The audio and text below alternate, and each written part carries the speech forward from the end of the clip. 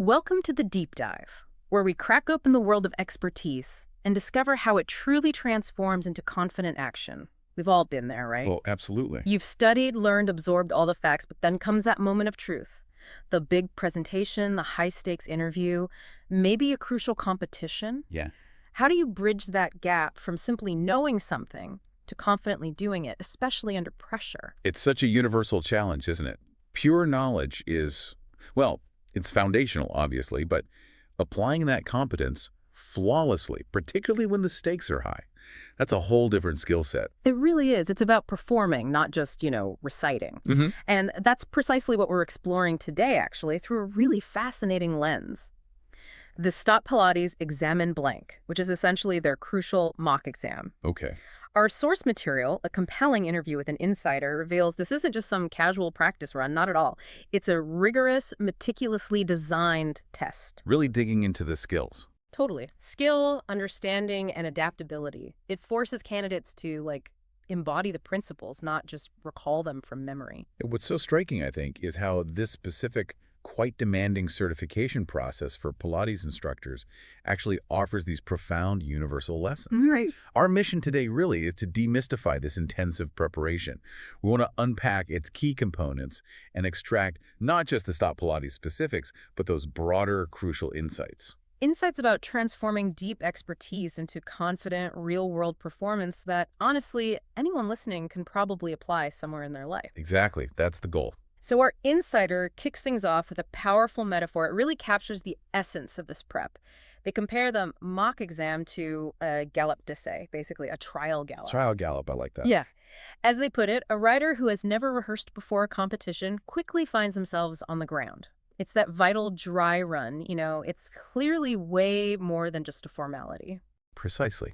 And the source really emphasizes that this examen blanc is a critical bridge. It's not just going through the motions. Not just ticking a box. No, it's a full simulation of the actual exam day, complete with all those inherent constraints, strict time limits, a very specific structure you have to follow, and, the discerning eyes of a jury. Yeah, pressure. Without that structured simulation, you'd likely feel completely overwhelmed on the actual day. It's really about learning to control the variables before they end up controlling you. And this is where it gets incredibly relevant for anyone facing a significant challenge, I think. This isn't just about reviewing material. It's about transforming that raw knowledge into applied skill. Mm-hmm. The mock exam helps candidates manage pressure, helps them adjust their rhythm, their pacing. And crucially, it turns all that theory into real, observable competence. Right. You're not just thinking about it anymore. You're doing it and refining how you do it. Exactly. And if we connect this to the bigger picture, like whether you're practicing for a major presentation or a job interview, or maybe mastering a complex new skill, the principle is just invaluable. Mm-hmm. Simulating the real scenario lets you identify your weak spots, but in a safe environment. You build mental resilience, physical resilience maybe, and you practice integrating theory and practice seamlessly. So it moves you from just understanding what to do to actually mastering how to do it when it counts under pressure. That's it. Okay, so if this mock exam is such a crucial bridge, what are the actual rules of the game that candidates have to master? Our source lays out some pretty clear and frankly demanding requirements. It's like a blueprint for success under pressure. Yeah, they're demanding. The core requirement is an overall average of 80% between the practical and the theoretical parts of the exam. Simple enough, right? Sounds straightforward. But here's the really significant part, the sort of deep dive insight here. There's a crucial second condition. You need a minimum of 75% in each portion. Okay, so you can't just, bomb the theory if you ace the practical. Exactly. No imbalance allowed. You can't compensate. Our source uses a great analogy for this, actually, saying it's like a horse that walks straight. If one leg falters, the whole body wobbles. That really brings it home, doesn't it? It emphasizes that idea of holistic mastery. Totally. It really does. And this isn't just about passing. It's like a fundamental design principle baked in to ensure holistic mastery. Right. The source emphasizes that true expertise isn't about excelling in just one single area. It's about the seamless, integrated strength of all your critical components working together. Like that bridge analogy you mentioned. Yeah, think of it like a bridge. If even one support pillar is weak, it doesn't really matter how strong the others are. the whole structure is compromised. Makes sense. So this double condition, it forces a truly balanced, robust command of your craft. It covers the technical skills, your teaching ability, and the theoretical understanding underneath it all. That focus on complete integrated preparation really sets the stage. Now let's unpack how that mastery is actually tested. Our source details the practical exam itself, breaking it down. Hmm? It starts with 3 distinct preliminary steps, each lasting between, 5 and 10 minutes? That's right, 5 to 10 minutes each. It's described as a structured warm-up, like walking before trotting, then galloping, gradually building the intensity. That's a perfect analogy for it. The first step is information gathering, or anamnesis, as they call it. Anamnesis, right. This is where the candidate asks targeted questions to their client, the subject about their medical history, any injuries, personal goals, and importantly, any contraindications. Okay, so this isn't just about collecting data passively. It's about actively listening for those red flags, yeah. Absolutely. Active listening. And what's the biggest challenge here, maybe beyond just missing something obvious? What is it? It's immediately connecting what you hear Yeah. to how you'll actually adapt the session on the fly. Ah, okay, so applying it instantly? Instantly. For instance, if your subject mentions chronic lower back pain, what the source calls lumbalgia chronici, your session plan needs to adjust right then and there. Or like the example of a high-level athlete? Yeah, a sportif de haut niveau. You'd adjust the intensity, maybe the focus, accordingly. It demonstrates not just that you collected data, but that you have dynamic, responsive expertise. That's such a vital skill in any field, really. Taking that initial input and immediately starting to strategize. Okay, so after gathering that info, you move to stage 2, postural analysis. Yes, This sounds very systematic. it is. Very. The source details a really precise, systematic approach, like a full visual diagnostic. You assess their global alignment, head to toe, basically. Okay. Then you observe the client from all different angles, profile, front, and back. You're looking for common imbalances, Like spinal curves. Exactly. Yeah. How the spine curves, maybe looking for an exaggerated inward curve in the lower back, that lordosis. Or Yeah. if it's excessively flattened, what they call retroversion. You check shoulder and hip symmetry.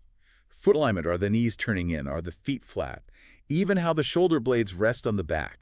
It's a detailed head-to-toe scan. And the really crucial detail our source highlights here, and this is key, the candidate must verbalize their reasoning aloud.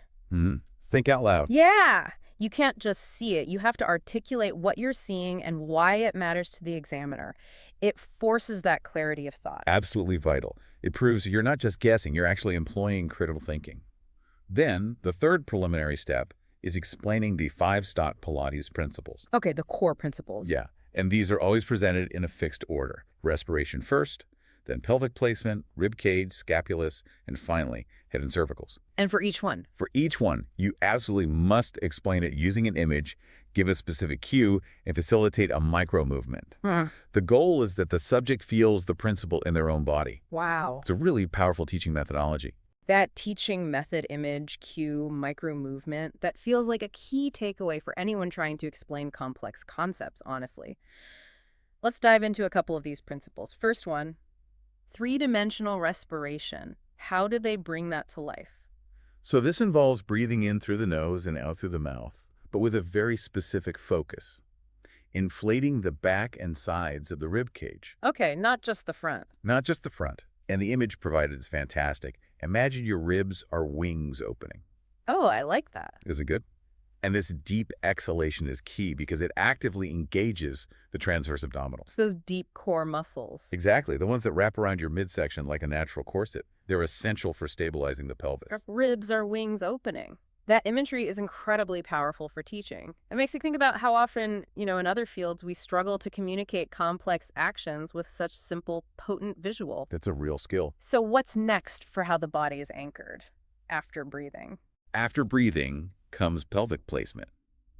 So if someone's lying on their back, supine, the goal is often neutrality. Neutrality, meaning? Meaning the bony points at the front of your hips, the aces, and the pubic bone form a flat horizontal plane. The analogy they use is like my 4 hooves placed on the ground. Okay. Keeping the horse metaphor going. Right. The source also mentions the imprint position. That's where the lower back gently presses into the mat, creating a slight tuck of the pelvis. Right. It's used sometimes, but the source says not as a refuge, meaning it's a conscious, controlled choice for extra support, not just the default position you fall back into. Okay, so it's about making deliberate, informed choices based on what the client actually needs. Got it. So we've covered respiration and the pelvis. The other three, rib cage, scapulas, head and cervicals, they all build on this foundation, right? Pretty much. They focus on stabilizing the core further, ensuring proper shoulder blade movement. The source uses another great image here, like a well-placed saddle on my back for the scapulus, Sure. and maintaining a long, balanced neck. Yeah. But the consistent thread through all five is that essential teaching method, image cue micro movement. Image cue, micro movement. Got it. It's all about ensuring an experiential understanding for the client, not just an intellectual one. Right. So after laying these foundations, then you move into the grand gallop, the main workout. Yes, the Grand Gallop, the main workout section of the practical exam. This sounds like where the real practical application happens. How is this part structured? Well, the time allocated and the number of exercises required are meticulously laid out. It actually varies depending on the specific module you're testing for mat work, reformer, maybe both, or even all the apparatus. Okay. But the key takeaway, I think, isn't the exact number of exercises for us here. It's more the emphasis on demonstrating a prescribed range of movement, A range, meaning? meaning you need to show exercises at the essential, intermediate, and sometimes advanced levels. You have to prove you can handle different complexities, different equipment issues. You don't just lean on one type of movement or one level. Ah, okay. So it highlights the universal principle of demonstrating both breadth and depth of skill, not just relying on a single strength. Exactly. That's a great way to put it. So it's definitely not just about running through a catalog of every single exercise you know. No. The jury is looking for something specific, a balance session. Precisely. You absolutely need to demonstrate a coherent session. That means including a balance of, say, flexion, extension, rotation, and stability exercises. Covering all the bases. Right. It's not about presenting just a catalog of everything you memorized.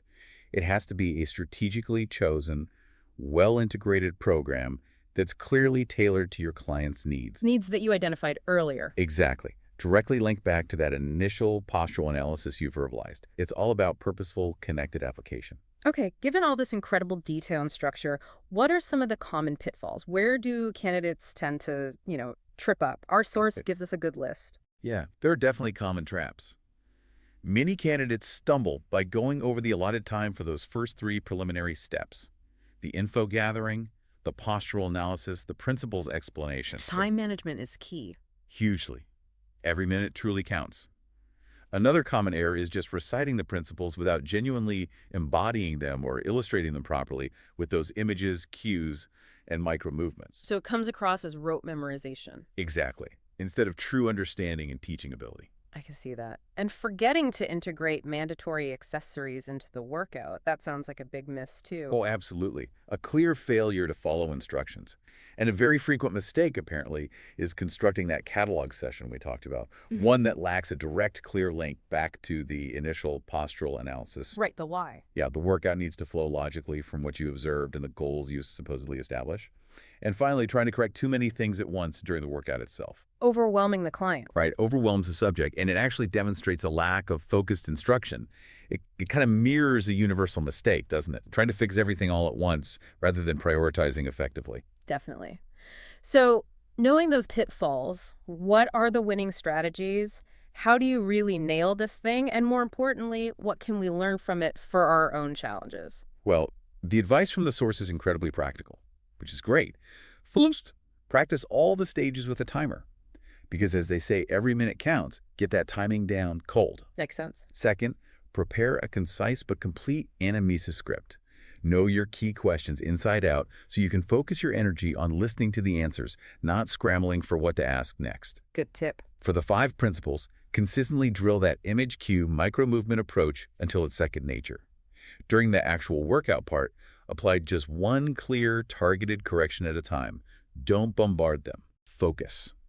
And critically, announce a specific focus right at the beginning of the session based on your analysis, and make sure your entire workout consistently ties back to that focus. Yeah. That coherence is what really demonstrates mastery. Those are really solid, actionable strategies, and you can see how they apply to so many scenarios beyond Pilates presentations, project management, you name it. Can you give us some concrete examples from the source about adapting to a client's specific needs? What does that teach us about adaptable expertise? Sure. Let's say your subject, your client, presents with shoulders that are kind of rolled forward, quite common. Yeah. You would announce up front that your focus for this session will be scapular stability. And then you'd integrate exercises specifically designed to open the chest and strengthen the upper back muscles. So it's not just following a generic routine. No, it's a dynamic response to what's in front of you. Mm. Or, another example, if your subject has a pelvis that's excessively tucked under that retroverted posture, Yeah. you'd focus the session on working towards a neutral pelvis. Yeah. You'd explain why that's important for them, and then choose exercises that specifically promote lumbopelvic control and awareness. That's a fantastic illustration of tailoring your expertise in the moment. What about the other end of the spectrum, someone who's already very active, maybe a sporty individual? They might need a different kind of challenge, right? Absolutely. So if your subject is sporty, maybe they have good mobility already, but they struggle with core instability or control, Okay. your priority would shift. You'd emphasize stability and control, perhaps integrating work with various accessories like resistance bands or stability balls to deepen the challenge and fine-tune their control. Gotcha. The key takeaway from all these examples, really, is that the goal isn't just to recite a list of exercises you know. It's to demonstrate your ability to adapt your knowledge and skills based on the individual. That flexible application. Exactly. That flexible application is the hallmark of true expertise in, well, pretty much any field. That leads us perfectly into managing the inevitable pressure of the actual exam day, what the source evocatively calls day J. DJ, yeah. Our source makes it clear that the exam in blank, the mock exam, also serves as a crucial tool for stress management itself. Yeah, and what's fascinating here is the analogy they provide. Yeah. Stress is like the tension of a horse before a race.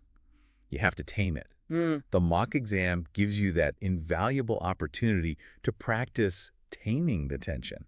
You're not just rehearsing the physical skills, you're also building the mental and emotional discipline needed for peak performance. And you can even apply the techniques you're teaching your clients to yourself, right? Like that 3D breathing we talked about. Absolutely. That's a great point. The same 3D breathing technique that you teach clients to help them find calm and stability, use it on yourself during the exam. Breathe deep, exhale long. Keep your calm. Exactly. This self-application fosters a real sense of control and presence, even when the pressure's on. And the more you repeat this simulated experience, the mock exam, The more familiar it becomes. right, it becomes less daunting. With repetition, Day J no longer feels like this insurmountable mountain, but more like a known step. It significantly reduces anxiety and boosts your confidence. It's like training your mind just as much as your body. Precisely. Wow. This deep dive into the Stott Pilates mock exam has really highlighted the incredible depth of preparation required, hasn't it? And the meticulous detail expected in transforming that theoretical knowledge into practical, adaptable skill. It really has. It's truly a masterclass in achieving confident performance under pressure. Indeed.